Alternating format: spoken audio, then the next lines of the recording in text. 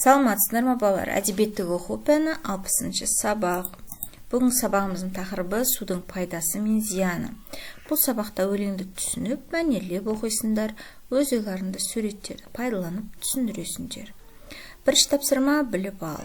Су адам денсаулығына өте пайдалы. Ұйқыдан оянғанда су ішу керек. Суды отырып ішеді. Ғалымдар тұрып ішудің адамға өте зиян екенін анықтады.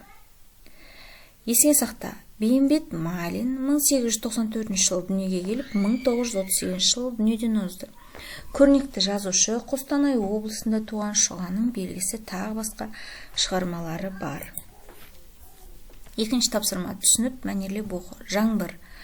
Бұлт ыдырап, жел тынып, майда жаңбыр бүркіп тұр.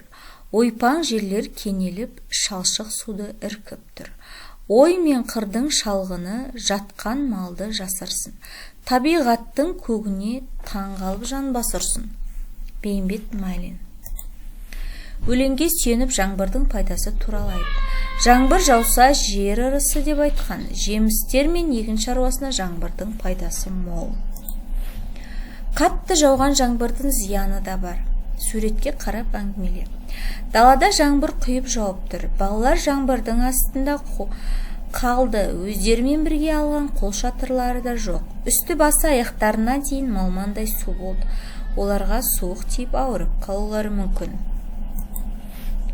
Сен резеңке қайықпен суда келе жатырсың. Бір мезетте қайықтың ішіне су кіргенін байқадың.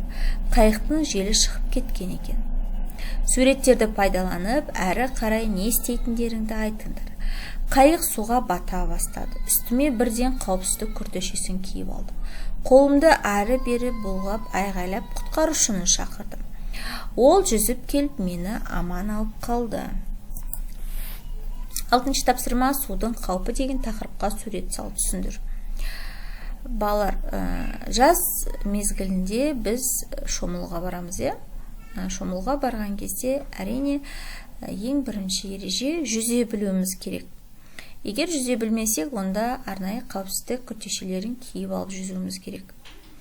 Арнайы қауіпсіз күртешесін кигеннің өзінде терең жерлеріне жүзуге болмайды, балалар.